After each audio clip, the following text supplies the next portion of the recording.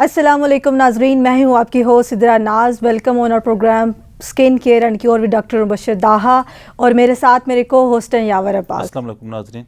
आज हम जिस मौजू पे बात कर रहे हैं वो है ग्लूटाथायोन या स्किन वाइटनिंग के कौन से ट्रीटमेंट मोडेलिटीज़ होती हैं जो कि यूज़ की जा सकती हैं, इसके पॉसिबल साइड इफ़ेक्ट्स क्या होते हैं और क्या पोटेंशियल रिस्क होते हैं और क्या ऐसी मेजरमेंट्स होती हैं that can be taken if you have gone through glutathione और एनी स्किन वाइटनिंग ट्रीटमेंट। सो मेरा पहला सवाल है आपसे कि ग्लूटाथायोन एक्चुअली होता क्या है और ये स्किन के ऊपर किस तरह से इम्पैक्ट करता है।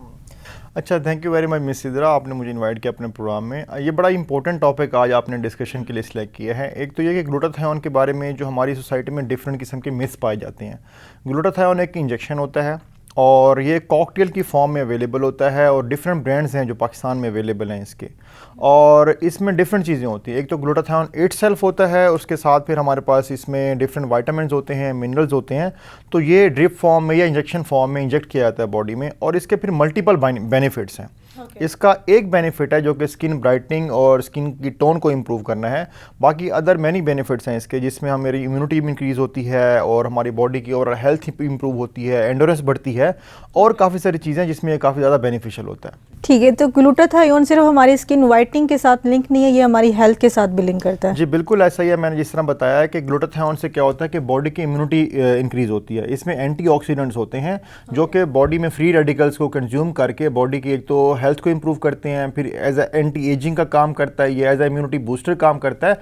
और सबसे इंपॉर्टेंट बात ये है वो ये कि इन ड्यूरिंग कोविड पीरियड जब कोरोना था, तो कोरोना में इम्यूनिटी की ज़्यादा ज़रूरत थी बॉडी को या हमारी पब्लिक को, तो हम लोगों ने उसमें ये इंजेक्शंस लगाए हैं बॉडी की इम्यूनिटी को इंक्रीज़ करने के लिए।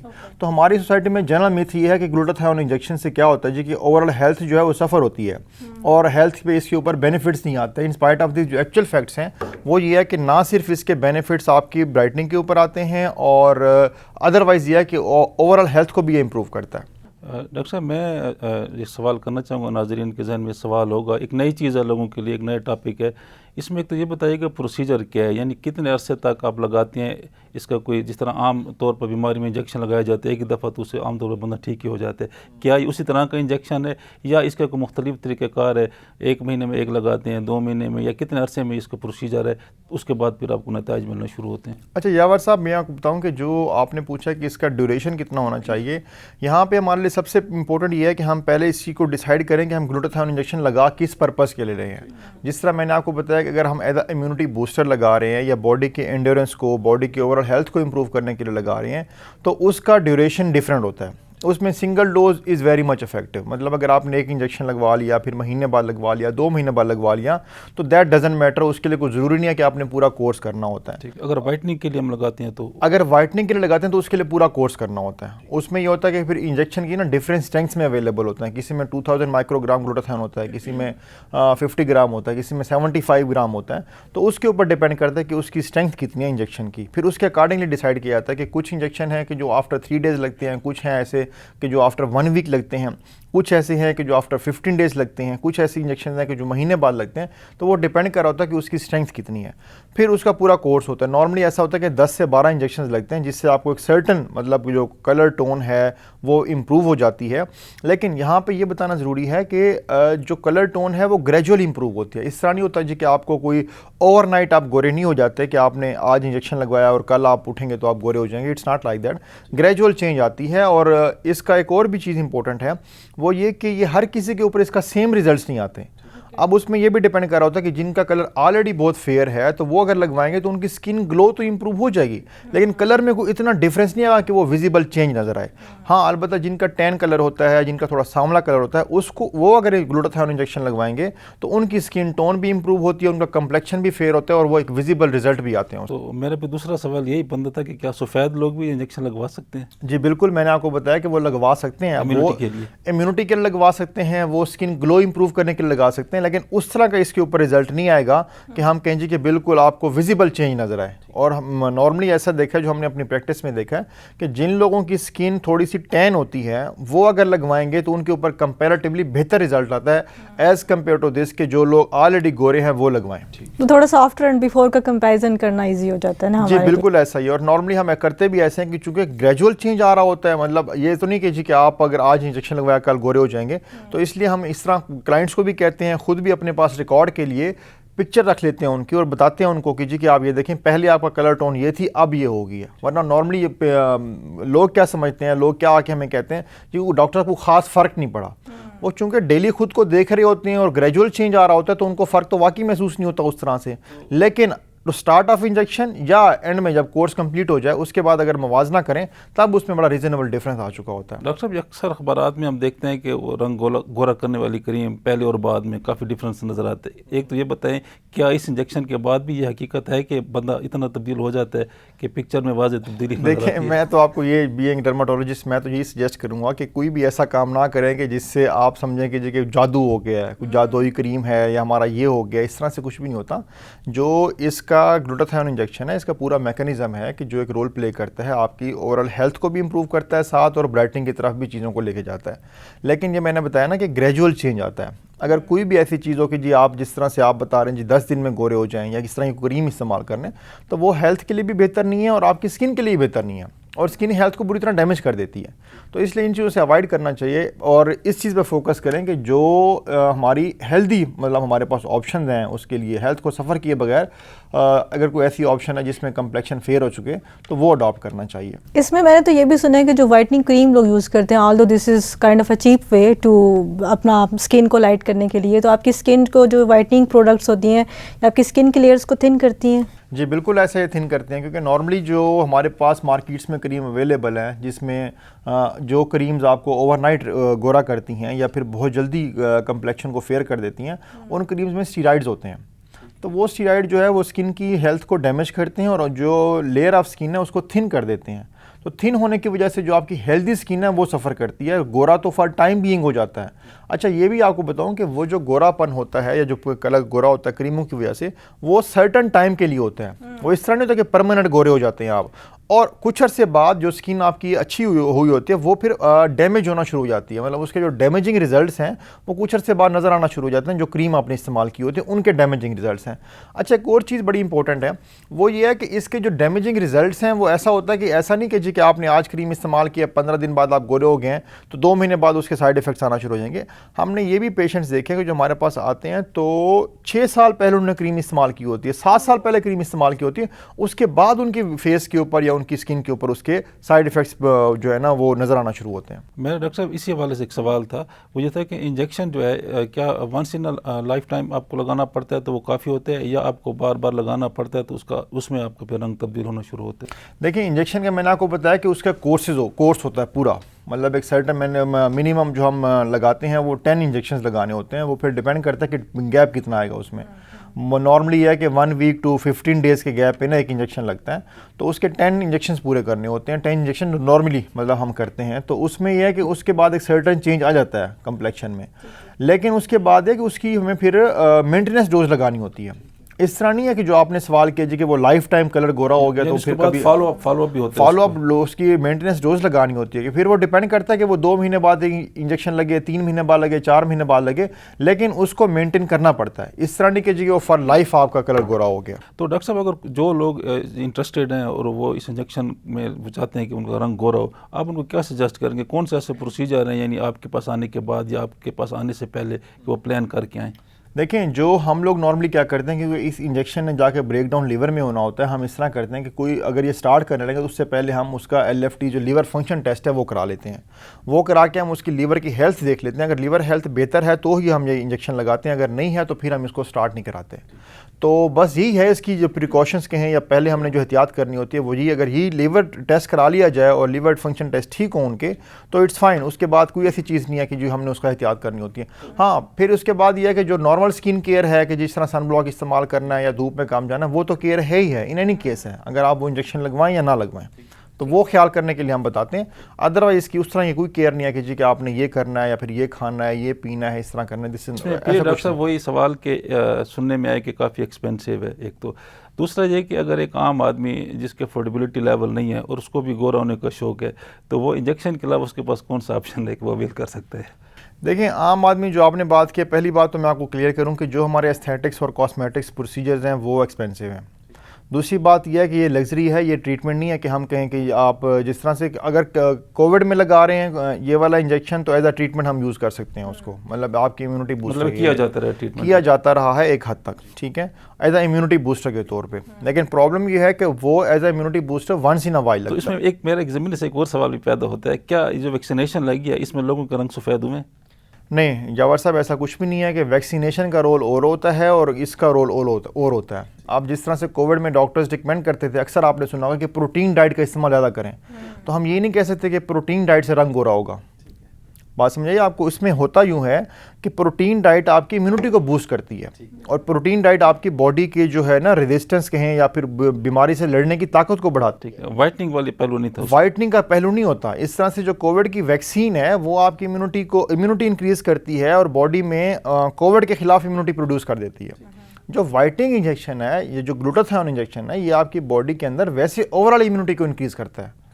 तो जो आपकी हेल्थ के लिए और कोविड के अगेंस्ट बॉडी को रेजिस्ट करने के लिए या कोविड के अगेंस्ट जो फाइट करती है बॉडी, उसके लिए इंपॉर्टेंट होता है। वो अल्टरनेटिव का आप बता रहे थे कि अल्टरनेटिव क्या है एक आम आदमी के लिए? अगर देखिए आम आदमी के लिए जो अल्टरनेटिव की मैं आपको ये बात बता रहा था कि जो ग्लूटाथायोन इंजेक्शन है वाइटनिंग के लिए, हमारे कॉस्मेटिक्स और एस्थेटिक्स प्रोसीजर सारे के सारे एक्सपेंसिव होते हैं।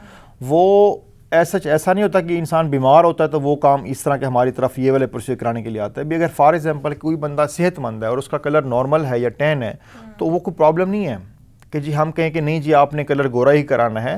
लेकिन सबसे इंपॉर्टेंट तो ये है, जो मैं अक्सर रिकमेंड भी करता हूँ, कि जो सबसे अच्छा कलर है वो आपका नेचुरल कलर है जो अल्लाह ताला ने आपको दिया हुआ है।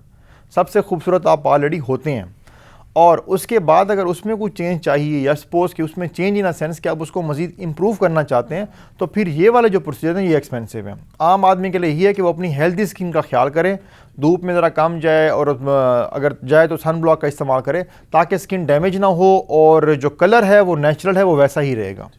और वैसे भी अगर हम आम आदमी की बात करें तो उसके लिए तो जो सर्वाइवल नीड्स होती हैं उनको पहले फुलफिल करना इज़ अ मस्ट थिंग। जी बिल्कुल ऐसा ही है, हाँ बिल्कुल ऐसा है, क्योंकि ये वाले जो प्रोसीजर्स हैं ये तो बीमारी तो नहीं है कि हमने इनको ट्रीट करना लाजमी है। जिस तरह से फॉर एग्जांपल ये कुछ लोग हेयर ट्रांसप्लांट कराते हैं, कुछ लोग फिलर्स वगैरह कराते हैं, वो तो अपनी खूबसूरती को और पर्सनैलिटी को इन्हांसमेंट के लिए सारी चीज़ें कर रहे हैं। डॉक्टर साहब इसमें आपने एक और पहलू के हवाले से बात किया है, वो ये है कि जब लोग समझते हैं कि उनको सफ़ेद होना है तो ये क्या इसमें एक नफ्सियाती पहलू नहीं है? यानी आप समझते हैं कि आपके पास वही लोग आते हैं जो नफ्सियाती तौर पर ये समझते हैं कि वो दूसरों से कमतर हैं या दूसरों से खूबसूरत नहीं है, तो वो आप लोगों के पास आते हैं? नहीं बिल्कुल ऐसा नहीं है यावर साहब कि इसमें नफ्सियात का कोई ताल्लुक नहीं है। हर इंसान का एक हक बनता है कि वो खुद को खूबसूरत लगे और स्पेशली ये ख़वातीन में ये नेचुरल सेंस है या नेचुरल या इंस्टिंक्ट होती है ख़वातीन की, मर्दों की इतना नहीं होती। मर्द जो होते हैं वो ट्राई करते हैं कि ज़रा पावरफुल और इस तरह की वो उनकी पर्सनैलिटी बने। ख़वातीन की ये अल्लाह ताला की तरफ से उनमें ये सिफ्त होती है कि वो खूबसूरत दिखना चाहती हैं, तो उसके लिए वो अपनी मेंटेनेंस के लिए या इस चीज़ को कोप अप करने के लिए इस तरह के प्रोसीजर कराती हैं। उसमें साइकोलॉजिकल कोई इस तरह का नफ्सियाती बीमारी नहीं है कि जी हम कहें जी कि वो नफ्सियाती तौर पे फिट नहीं है इसलिए वो इस तरह के प्रोसीजर की तरफ आ रहा है। This is not like that. ये इंजेक्शन सिर्फ ख़वातीन के लिए है या मर्द हजरात भी बीवी से परमिशन के बाद आपके पास आ सकते हैं? देखिए वो तो फिर यकीनन आप बेहतर बता सकते हैं जी कि मर्द हजरात हमारे पास तो जो भी आ रहे होते हैं, हमारे पास कोई ऐसा प्रोसीजर नहीं है या हमारी कोई मेडिकल साइंस है, मेडिकल एथिक्स ये नहीं कहती कि अगर कोई मेल आ रहा है तो पहले उसकी बीवी का परमिशन साइन आप लें। और हमारे पास ये है कि जो हमारे पास असरात एक ही तरह के हैं दोनों के। एक्चुअली मेरा सवाल ये बनता था कि असरात उसके जो इंजेक्शन के हैं मर्द और ख़वातीन पे एक ही तरह के उसके? जी बिल्कुल ऐसा ही है, जो असरात हैं उसके वो दोनों के ऊपर सेम है, लेकिन वो फिर अगेन वही मैंने जिस तरह पहले बताया जी कि कलर के ऊपर डिपेंड करते हैं। अगर किसी का कलर गोरा है तो उसके ऊपर रिजल्ट्स डिफरेंट आएंगे और जिसका कलर टैन है या सांवला है उसके ऊपर रिजल्ट्स डिफरेंट आएंगे। ठीक है, थोड़ा सा हम ये बात कर रहे थे कि ग्लूटाथायोन की इंजेक्शन के अलावा मैंने ये भी देखा कि कैप्सूल्स होते हैं जो कि आप लोग जो है वो उनका इंटेक होता है। उसके साथ साथ ऐसी प्रोडक्ट्स होती हैं, जैसे हमने पहले वाइटनिंग क्रीम्स की बात की है कि ऐसी प्रोडक्ट्स होती हैं जिनमें ये मेंशन किया जाता है कि इसमें ग्लूटाथायोन भी एग्जिस्ट करता है। तो which one is more effective, tablets लेना या फिर ये ग्लूटाथायोन के सीरम्स यूज़ करना या फिर injection? What do you think which method is more effective? जी बिल्कुल ऐसा ही है, ये सारी प्रोडक्ट्स मार्केट्स में अवेलेबल हैं, हमारे पास भी अवेलेबल होती हैं। होता क्या है जी कि जो ग्लूटाथायोन का कैप्सूल है वो हम इनटेक कर रहे होते हैं तो वो थ्रू स्टमक और प्रोसेस होकर फिर बॉडी में जा रहा होता है। और जो इंजेक्शन हम लगा रहे होते हैं, इंजेक्शन डायरेक्ट आपके आईवी के थ्रू जा रहा होता है, वो डायरेक्ट उसमें ब्लड सप्लाई में शामिल होता है और फिर बॉडी में ये स्प्रेड होता है फर्दर। अब जो एक नॉर्मली मैं आपको समझाऊं कि जिस तरह से आपने देखा होगा कि एक हम टैबलेट लेते हैं, दूसरी हमें ड्रिप लगती है, या दूसरा हम कोई इंजेक्शन लगवाते हैं, तो यकीनन injection is for more effective. Injection चूंकि डायरेक्ट आपके ब्लड में शामिल हो जाता है और फिर जो रिस्पेक्टिव एरिया होता है जहाँ पे जाके उसने प्रोसेस करना होता है वो वहाँ चला जाता है। अब इसमें काफ़ी सारी जो प्रोडक्ट है वो तो इसी प्रोसेस के दौरान ही ज़ाया हो जाते हैं कि स्टमक में जाएगी, वहाँ से अब्जॉर्ब होगी, फिर ब्लड में शामिल होगी और फिर रिस्पेक्टिव एरिया तक जाएगी या रिस्पेक्टिव ऑर्गन तक जाएगी। तो ये एक प्रोसेस है। जो कैप्सूल हैं वो बहुत टाइम लेते हैं। मतलब सपोज कि कैप्सूल खाना स्टार्ट किए हैं ग्लूटाथायोन के, तो may be it takes more than 3 months कि उसके रिजल्ट आना स्टार्ट हो। नॉर्मली जो मेरी प्रैक्टिस में मैंने चीज़ें देखी हैं वो ये है कि जो ग्लूटाथायोन के कैप्सूल ले रहे होते हैं लोग, वो 3 महीने तक रिजल्ट ना आने की वजह से इतना लंबा अरसा कंटिन्यू नहीं कर पाते। कि एक ह्यूमन साइकी है कि वो ऐसा नहीं होता कि वो 3 महीने लगातार एक चीज़ का इस्तेमाल करता रहे और उसके माइंड में हो कि 3 महीने बाद इसके रिजल्ट्स आएंगे, तो वो उतना कंसिस्टेंट रह नहीं सकता। इसलिए लोग फेलियर की तरफ जाते हैं कि लोग कहते हैं जी कि चूँकि हमने टैबलेट्स लिए हैं तो उसके रिजल्ट्स हमें नहीं मिले। रिजल्ट्स मिलते हैं लेकिन इस तरह से मिलते हैं। इसलिए हम कहते हैं कि जो टैबलेट्स या कैप्सूल या कुछ इस तरह की चीज़ें उतना इफेक्टिव नहीं है। दूसरा आपने सवाल किया कि जो क्रीम्स हैं हमारे पास, सीरम्स हैं या फिर हमारे पास कुछ भी इस तरह की टॉपिकल चीज़ें हैं जो हम फेस पे लगाते हैं, अदर पार्ट्स ऑफ बॉडी पे लगाते हैं, तो उसमें ग्लूटाथायोन होता है। बिल्कुल ऐसा ही है, वो भी प्रोडक्ट्स मार्केट में अवेलेबल है, उनके भी रिजल्ट्स बेहतर हैं। वो अक्सर ऐसा होता है कि कॉम्बिनेशन होता है, कोजिक एसिड होता है, ग्लूटाथायोन होता है, विटामिन सी होता है, इस तरह की 3-4 चीज़ें मिक्स करके वो एक क्रीम बनी होती है। तो उसके रिजल्ट्स भी ब्राइटनिंग में या ओवरऑल स्किन की ग्लो करने, इंप्रूव करने में बेहतर हैं वो। ठीक है, तो नाजरीन यहाँ पे हम लेते हैं छोटा सा ब्रेक, मिलते हैं एक ब्रेक के बाद।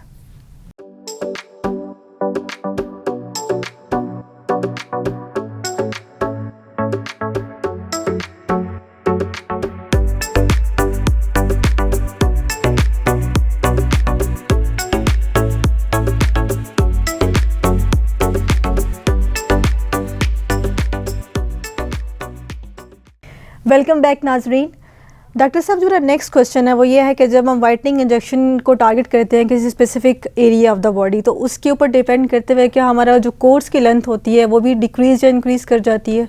अच्छा देखिए, वाइटनिंग इंजेक्शन का या जो ग्लूटाथायोन इंजेक्शन है इसका रिजल्ट पूरी बॉडी पे आता है। इसका ये नहीं होता कि हमने स्पेसिफिक एरिया ऑफ बॉडी को टारगेट करना है, लेकिन नॉर्मली जो लोग ऑब्जर्व कर रहे होते हैं वो फेस को कर रहे होते हैं। ये नेचुरल सी बात है क्योंकि they are more concerned about their face. और कुछ लोग जो है ना हैंड्स के बारे में भी कंसर्न होते हैं, जी हमारे हाथों का कलर जो है वो गोरा हो रहा है या नहीं हो रहा।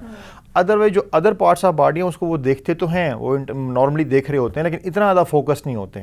और जो कंपैरिजन करते हैं वो लोग कि जी कि जब हमने इंजेक्शन स्टार्ट किया था उस वक्त हमारा कलर टोन कैसी थी और अब कैसी हो गई है, तो वो नॉर्मली फेस से कर रहे होते हैं। तो जो लेकिन उसके जो रिजल्ट्स आते हैं, चूँकि हम लोग उसको आईवी में इंट्रावेनस लगा रहे होते हैं और ब्लड में जा रहा होता है और पूरी बॉडी पर वो स्प्रेड हो रहा होता है, तो इसलिए उसके रिजल्ट पूरी बॉडी पे आते हैं। जो आपने बात की कि कितने इंजेक्शंस लगेंगे, वो डिपेंड इस बात पे कर रहा होता है कि उसकी कलर टोन ऑलरेडी कितनी है और उसको मजीद कितनी चाहिए। एक चीज़ मैं आपको बताऊं कि जो कलर टोन है वो 2 to 3 टोन तो इम्प्रूव होती है, लेकिन इस तरह नहीं है कि जी के बिल्कुल गोरे हो जाएंगे। मतलब ये कि जो लोग गोरे, जितना उनका कम्प्लेक्शन ऑलरेडी होता है वो 2 to 3 टोन इम्प्रूव हो जाता है। 2 to 3 टोन से मुराद यह है कि हम वैसे नॉर्मली क्या करते हैं कि हम इसको वो करते हैं, डिस्ट्रीब्यूट करते हैं फ्रॉम 1 to 10। और फिर उसमें ये डिपेंड करता है कि हम 1 साइड पे गोरा रख लें और 10 लेवल पे हम जो है बिल्कुल नेग्रो रख लें, जिनमें कलर बहुत ज़्यादा वो होता है, सियाह फार्म जो होते हैं। तो वो जो अगर इनको हम डिस्ट्रीब्यूट करें इस तरह से, तो जो 5 नंबर पे आते हैं वो हमारे आलमोस्ट सब कॉन्टिनेंट का जो हमारा कलर है, गंदमी रंग जिसको हम बोलते हैं, वो आ जाता है। तो वो फिर अगर इम्प्रूव होगा तो वो 2 to 3 टोन इम्प्रूव होगा। तो इसलिए ये बात बड़ा ज़रूरी है समझाना, या हम लोग ऑलरेडी अपने क्लाइंट्स को बताते हैं कि ग्लूटाथायोन इंजेक्शन का मतलब यही नहीं कि जी कि एक इंसान का कलर वो है सांवला है तो वो बिल्कुल गोरा हो जाएगा। वो गोरा होता है लेकिन कम्प्लेक्शन इम्प्रूव होता है। मेरे डॉक्टर साहब इससे रिलेटेड दो छोटे छोटे सवाल हैं। एक तो ये कि क्या आपके पास ऐसे लोग भी आते हैं कि जो आपको कहें कि हमें फ़लाँ जो स्टार है उसकी तरह का रंग हमें चाहिए? एक तो ये। दूसरा ये कि आपने बताया कि जो है वो पूरी बॉडी उसका कलर तब्दील होता है, तो है तो नामुनासिब सा सवाल है, लेकिन मैं कर देता हूँ।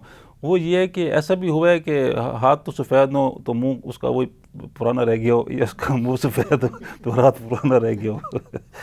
बिल्कुल। अच्छा, पहले मैं आपके यावर साहब पहले आपके सवाल का जवाब दूंगा जो आपने कहा ना कि जो लोग कहते हैं जी फ़लाँ टीवी एक्टर की तरह हो जाए। बिल्कुल, ये तो हमारे एस्थेटिक्स में, कॉस्मेटिक्स में है यही कि जी कि मेरे मायरा खान की तरह होंठ हो जाएं, एंजेलिना जोली जैसा मेरा जो है ना जा लाइन हो जाए, मेरी आंखें उस जैसी हो जाएं। तो ये बिल्कुल लोगों की डिमांड होती है और लोग ज़्यादा ऑब्सेस्ड होते हैं इस बात से कि जो टीवी स्टार को देख के तो वो इस तरफ माइंड बनाते हैं कि जी हमारा कुछ ना कुछ इस तरह से होना चाहिए। अच्छा, आपको बताऊं कि जो हमारे कुछ प्रोसीजर ऐसे हैं, जिस तरह फॉर एग्जाम्पल फिलर की बात करते हैं, फिलर में हम लोग अगर लिप फिलर करते हैं तो उसमें जो है शेप हम ऑलमोस्ट उस तरह से हो जाती है, क्योंकि उसमें फिलर के पास हमारे पास इतनी स्पेस या मार्जिन होता है कि हम उसको मज़ीद प्लम्प करें या आहिस्ता करें या शेप अप करें, वो डिपेंड कर रहा होता है कि उनकी रिक्वायरमेंट क्या है। कुछ लोग कहते हैं कि बहुत ज़्यादा प्लम्प कर दें हमारे लिप्स को, कुछ लोग कहते हैं कि नहीं सिर्फ हमारा जो है ना शेप प्रॉपर हो जाए। इस तरह से मतलब ये कि लोग इंटरेस्टेड होते हैं काम उसके लिए कराने के लिए। ये डिसीजन आप करते हैं या वो खुद करते हैं? क्या वो खुद करते हैं, हम लोग उनसे पूछते हैं कि जी उनकी क्या रिक्वायरमेंट है। कुछ लोग जिस तरह से अगर फॉर एग्जाम्पल हम उनको वैसे सजेस्ट कर देते हैं कि जी कि आपके फेस पे ये चीज़ सूट करेगी, बट अगेन डिसीजन उनका अपना होता है कि जी हमने किस तरह का प्रोसीजर कराना है और किस तरह हमें चाहिए, तो फिर हम अकॉर्डिंगली वो फिर प्रोसीजर करते हैं। दूसरा सवाल जो आपने किया था काइंडली उसको रिपीट कर दें। मेरा सवाल ये था कि क्या ऐसा भी एक्सपीरियंस हुआ है कि आपने इंजेक्शन लगा दिया है, वो साहब जो हैं वो साहिबा जो हैं मोहतरमा वो चाह रही है कि मेरा पूरा रंग गोरा हो जाए, तो होता यह है कि मुंह तो सफ़ेद हो लेकिन उसके हाथ या पाँव जो है वो पुराने ही वही काले के काले रह जाए। अच्छा, ऐसा भी होता है? बिल्कुल जावर साहब, इसमें ये होता है कि वो डिपेंड करता है कि उनका ऑलरेडी जो कलर का डिफरेंस क्या है कि नहीं है। आपने देखा होगा कि कुछ लोग ऐसे होते हैं जिनका फेस का कलर गोरा होता है, हाथ गोरे नहीं होते।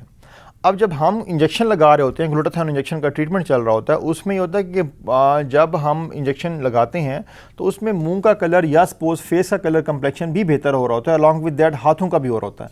लेकिन चूंकि दोनों का कलर कंप्लेक्शन बेहतर हो रहा है तो फिर डिफरेंस जो है ना एक हद तक तो सेटल होता है, लेकिन बिल्कुल सेटल नहीं होता।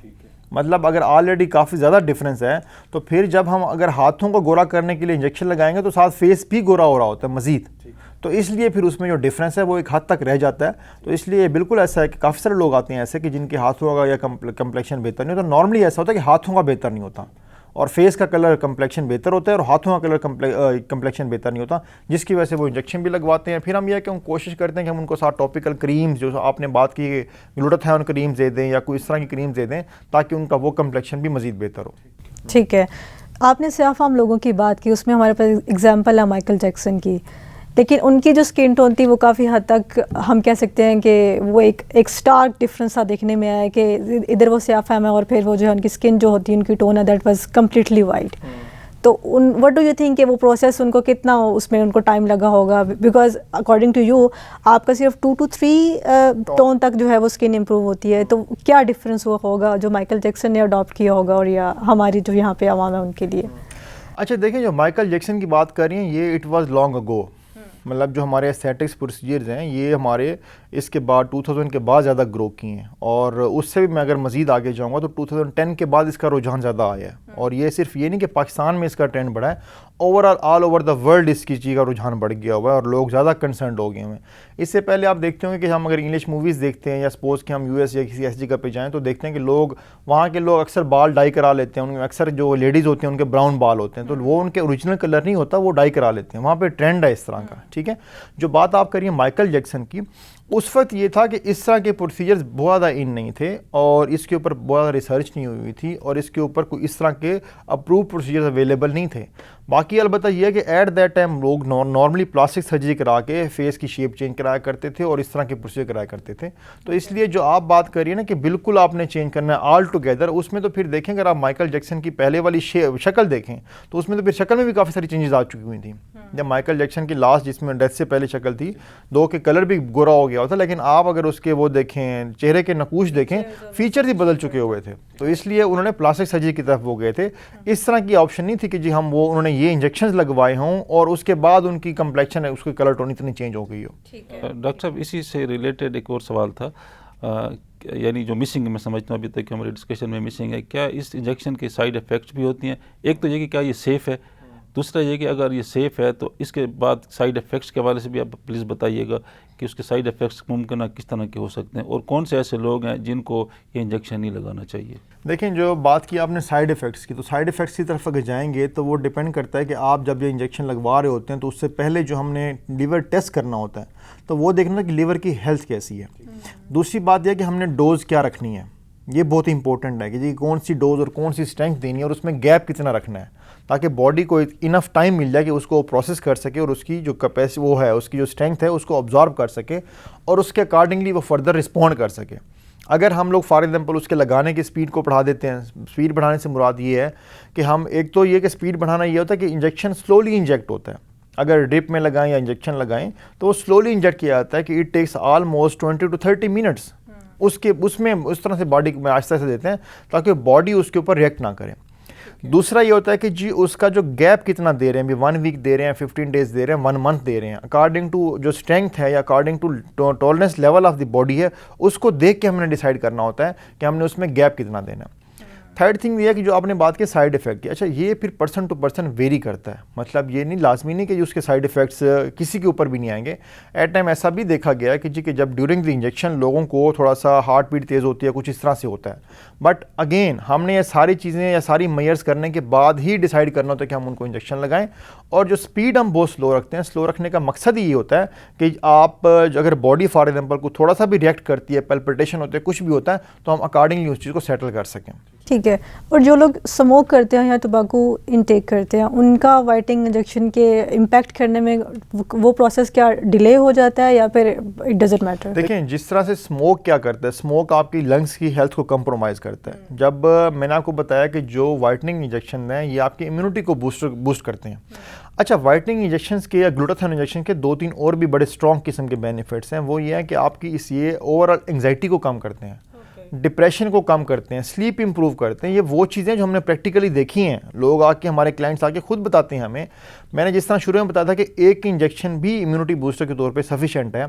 हमने अगर किसी को एक इंजेक्शन लगाया है या एक ड्रिप लगाई है वाइटनिंग ग्लूटाथियोन इंजेक्शन वाली, तो वो लोग आके लाजमी तौर पे ये रिस्पॉन्ड करते हैं जी कि हमने जो इंजेक्शन लगवाया उसके बाद हमारी स्लीप इंप्रूव हुई है, हमारी एंग्जाइटी कम हुई है, डिप्रेशन कम हुई है, डिफरेंट थाट्स आते थे वो बेहतर हो गए। तो ये वो चीज़ें जो प्रैक्टिकल देखने में आई हैं। इवन के कुछ लोगों ने रिपोर्ट किया कि उनकी फर्टिलिटी भी इंप्रूव होती है इसके ग्लूटाथियोन इंजेक्शन से। जिस तरह मैंने कहा ना कि इसका बेसिक पर्पस जो है बॉडी की एंड्योरेंस को, बॉडी की ओवरऑल जो हेल्थ है उसको इंप्रूव करना होता है।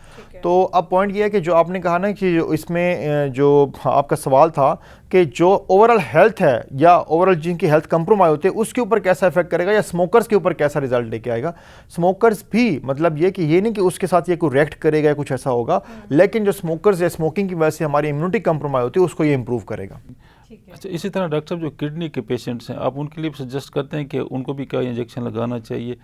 नहीं, बिल्कुल भी नहीं लगवाना चाहिए। मैंने बताया ना कि अगर किसी को कोई मेजर इशू है जिसमें हम कह सकते हैं कि डायबिटीज़ है या हाइपरटेंशन है, वैसे तो डायबिटीज़ में ये सेफ है, मतलब अगर कोई भी इस तरह से है कि जो फेलियर की तरफ जा रही है कोई भी बॉडी पार्ट, तो उसमें फिर इससे अवॉइड करना चाहिए। ताकि होता क्या है जी कि ये उस तरह से डेंजरस नहीं है, लेकिन जो आपकी बॉडी में प्रोसेस हो रहा होता है तो फिर बॉडी ने उसको अपना अब्जॉर्ब करके अकॉर्डिंगली रिस्पॉन्ड करना होता है। तो इसलिए चूँकि ऑलरेडी चीज़ें कंप्रोमाइज होती हैं तो फिर बॉडी उसकी स्ट्रेंथ को टॉलरेट नहीं कर पाती, इसलिए फिर बेहतर है कि ना लगवाएं। ठीक है। अच्छा, इसमें एक और भी कहा जाता है कि इससे मफरूज़े हैं लोगों की तरफ से, तो आपसे सवाल करके लोगों को हम सेटिस्फाई कर सकते हैं।